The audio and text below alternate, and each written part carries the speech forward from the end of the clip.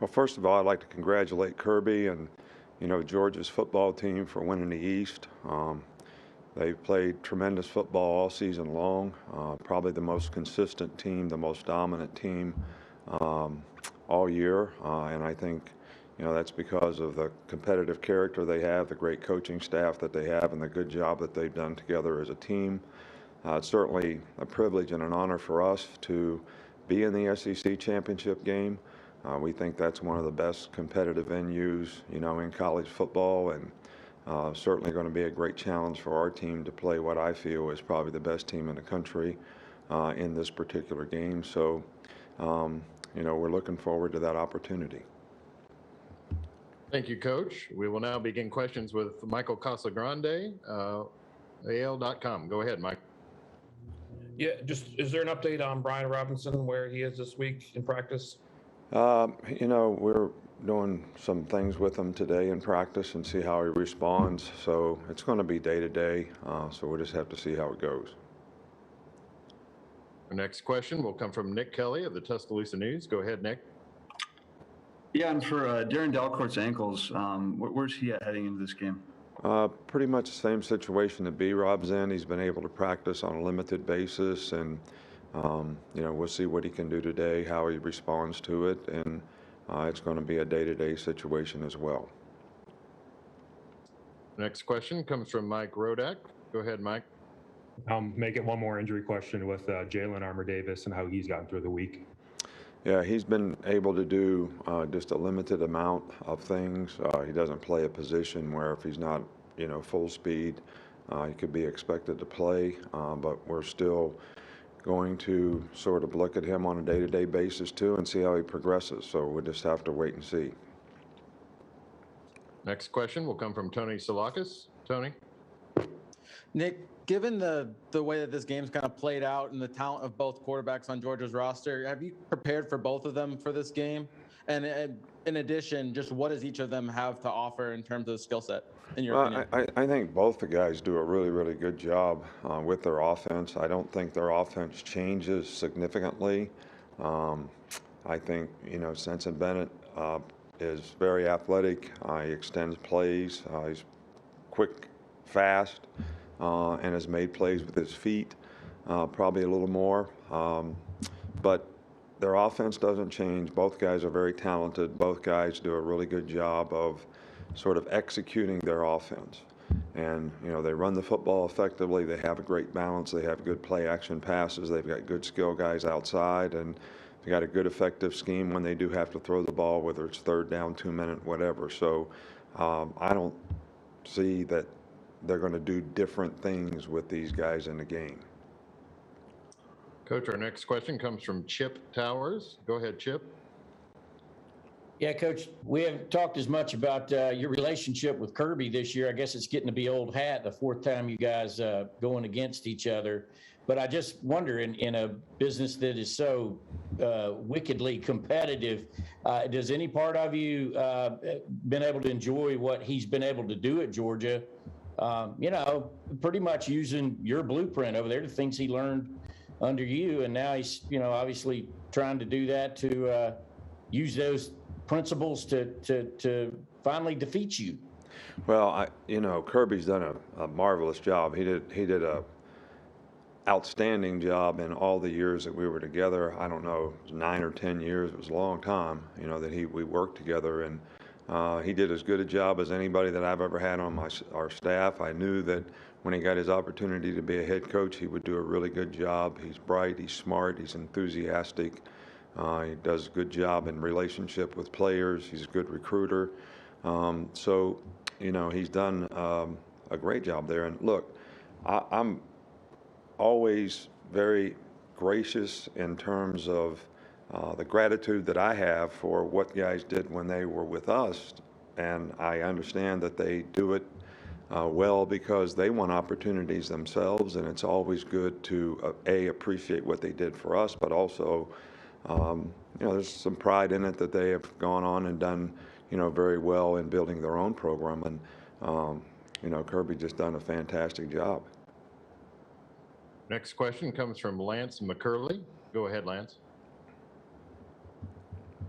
Hey, Coach Saban, you caught Kirby in year 2 in the national championship, and you faced him early in his career 2 years later. What have you seen him? How has he developed as a coach over the last couple of years into, putting, Georgia at a spot that it hasn't been in since 1982?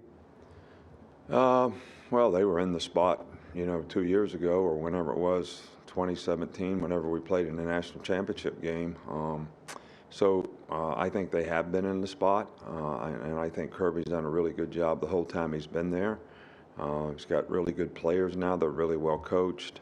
They've been the most consistent team all year long, which is a tribute to, he and his staff and being able to, have a sense of purpose and, what their team is out to try to accomplish and do. So I can't really point to anything because I've always thought they did a great job. I thought it was, a great game that we had. Every game that we've had has been a great game. And I've had the utmost respect for Kirby and his team in those games, and I certainly have it in this game. Our next question comes from Charlie Potter. Go ahead, Charlie. Yeah, hey, Coach, going back to injuries, just how has JoJo Earl progressed, and do you have an update on Robbie Oots? Robbie Oots has a stress fracture in his foot, so he's not going to be in the game. JoJo is making progress. I don't think enough to be able to play in the game at this point, but probably will be back, sometime shortly. Our next question comes from AP Stedham. Go ahead, AP. Hey, Coach. Have you made a decision who will be the holder for the field goals and extra points? And what does Georgia do to provide so many opportunities for the freshman tight end Brock Bowers? And what are the difficulties guarding him? Well, he's an outstanding player. No doubt, probably as good a tight end as we've faced all year. I think they have 3 really good tight ends. He's probably the best receiver, although they're all very capable, good players. He's difficult to guard. He's got good size. He's very athletic, great hands, good route runner. So he's very challenging to guard. Anytime you get big guys that have that kind of, skill level, it's harder for smaller guys to cover them. It's harder to find bigger guys that are athletic enough to cover them. From a holder standpoint, I'm going to listen to the kicker. It's who he's most comfortable with and who he has confidence in terms of getting the ball down. And so that decision will get made based on, what our kicker thinks, what Will thinks. Coach, our next question comes from Carl Prather. Carl? Hey, Nick, I wanted to ask you about a couple of players that have been in the program for quite some time, and LeBron Ray and Kendall Randolph, and what they've meant to you in your program throughout the years. Yeah, those 2 guys have done, really well in the program, not only on the football field, but they both, developed very nicely personally and done a good job in school. Both these guys have had really good years and made solid contributions in a very positive way to our team this year. LeBron has really had to overcome a lot of injuries and things in his career here, but is playing his best football probably of his career right now because he's healthy. Kendall has been a role player for us and always willing to buy in and do whatever he can to help the team. So those guys have been real solid people in our program, and they've been really solid performers for us. Next up, we'll go to Anthony Dasher. Hi, Coach. Anthony Dasher from UGAsports.com. Another Stetson Bennett question for you. I know when you played in Tuscaloosa last year, I believe it was his 4th career start. Started a lot of games now since then. I just wonder, whenever you watch him on tape now, what anything different about him right now, the way he's performing, as opposed to what you saw that game last season? Well, I think he's playing with a lot of confidence, and obviously the experience that he's gained through having additional starts, having more time in the offense. He does a really good job of executing what they do. He doesn't make a lot of mistakes. He's accurate with the ball. He can extend plays.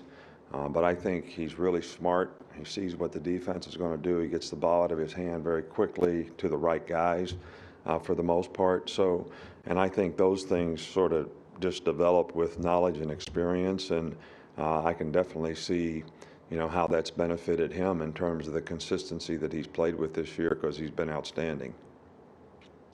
Next question comes from Edgar Thompson. Go ahead, Edgar.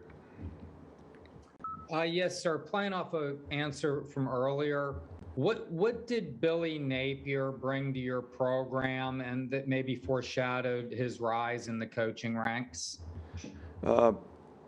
Billy did an outstanding job for us. I mean, he was a very good coach. He was a good recruiter. He had great relationships with the players. He was a good teacher on the field. Hard worker, great character, great personality, very, very good family.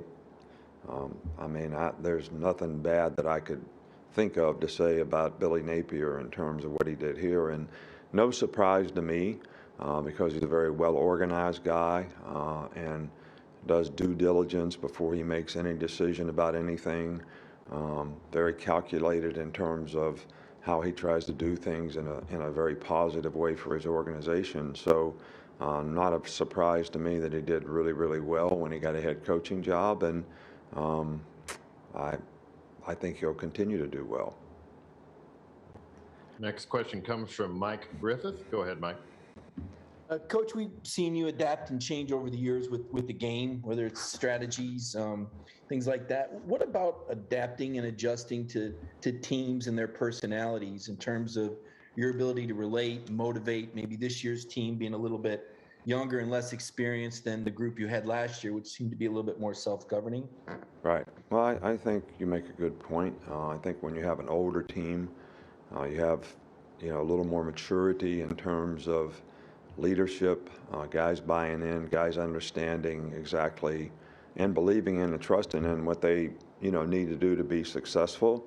I think sometimes that can be a little bit of a work in progress when you have younger guys as they develop into that, even though those older guys that you had last year, they went through that same sort of process when they were younger players. So, and I do think the approach is a little different.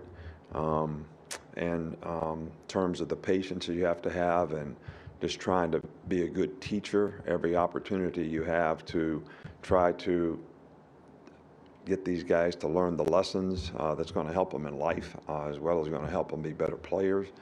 And I think, when they see that their behavior, the habits that they create are going to be helpful in them being successful, whether it's personally, academic, or athletically, they kind of mature and get into it and understand what it takes, and they develop. And I think our team has developed. A lot of young players on our team has developed this year, but we need to continue to work in that direction.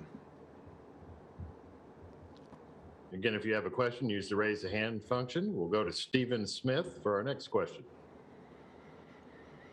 Coach, the players on the team have been and just continue to be excited for Trey Sanders, getting on the field. When you watch him in practice, whether it's in drills, in different situations, what has his mentality, his mindset been when he touches the football?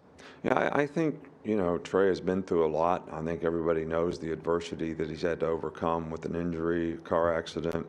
And I do think that it took a while for him, to get confidence in himself physically, that he could go out there and do the things that he's capable of, that he could do in the past.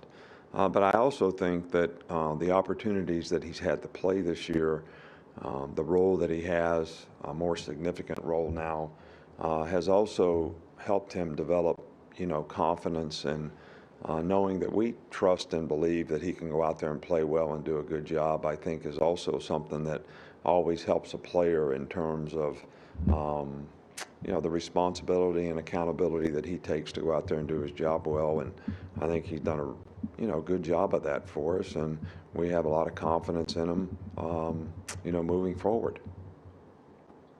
Next, we'll go to Scott Rabelais. Go ahead, Scott. Hey, Nick. Always good to talk with you. Thanks, Scott. I wonder if you had any two things. I wonder if you had any thoughts on Brian Kelly coming to LSU, and also LSU and Florida are two of 10 schools in the SEC that have changed coaches since 2019.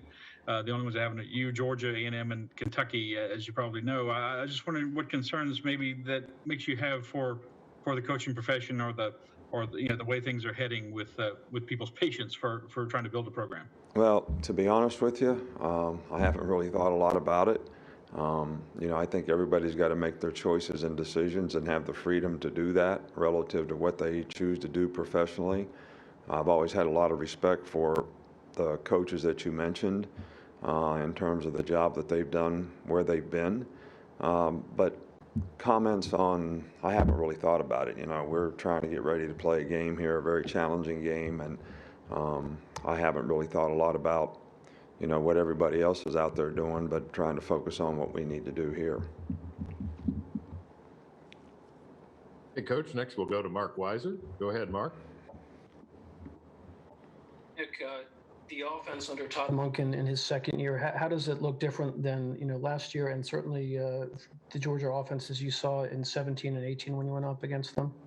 Yeah, well, they're very good offensively. They've got a lot of diversity in what they do. They do a good job of utilizing the personnel that they have in various positions.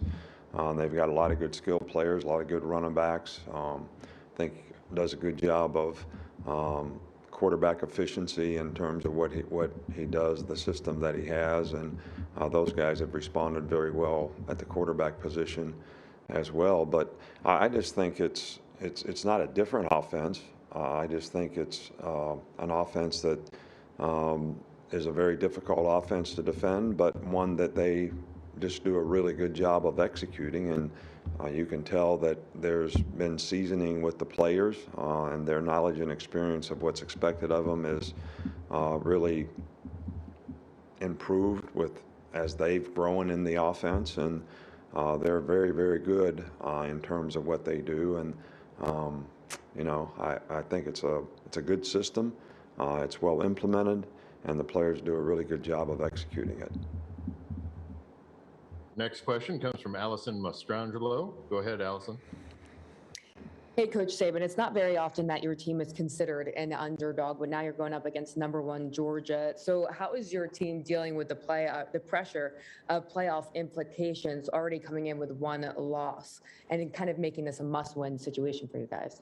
Well, I think what our players need to do is just focus on playing one play at a time, trying to win as many plays in a game as they can. Don't worry about the scoreboard. Don't worry about what the outcome means, because we just need to focus on what we need to do to play well in this game, as you said, against the #1 team in the country and a very, very good team. So it's going to take a very good effort by a lot of people to be able to win, those plays. So that's what we're focused on here now. We're focused on, what do we have to do to try to get the outcome, rather than worrying about what the outcome is, which, as you say, creates a lot of anxiety. So that's basically how we're trying to approach it.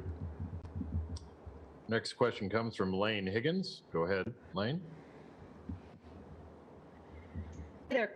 I wanted to ask a little about kind of the strategies in building programs and how it's shifted towards maybe favoring the transfer portal, and that, in previous years, you weren't really a big coach in that area, but you've had, great success with players recently with, Lynn Dickerson, James Williams, and Henry. And I'm just curious, what sort of utility do you see in it now, and how has that changed the way that you approach roster management? Well, I think you have to look at it as, whether you agree with it or disagree with it, you have to look at it as a source of bringing talented players to your team. My philosophy has been, if a player can help our team be more successful, and he's got the right kind of character and attitude, and he wants to buy into the things the way we want to try to do them here to help him be successful, then we're certainly going to consider, every avenue of how you can bring, players to your team. We still believe in, young players that we can develop in our program, but at the same time, I think you have to consider this no different than the free agent pool if you were in the NFL, because, it's kind of it's a pool of players that are available that, can help your team. And the next question is from AP Stedham. Go ahead, AP. Coach, if you had the choice, would you select a defensive lineman that can rush up the middle, or is it more effective on the edge? I think whatever's more effective in getting to the quarterback. So, and it depends in some cases on the quarterback. When guys are really good runners, you want to make sure you can contain them, and other guys, maybe you can have a little different approach if they're not as mobile or whatever. But I don't really have a choice. You just like to have effective pressure when you choose to pressure, and hopefully it affects the quarterback. Coach Saban, that's all the time we have. Thank you for joining us. Good luck on Saturday. All right, thank you.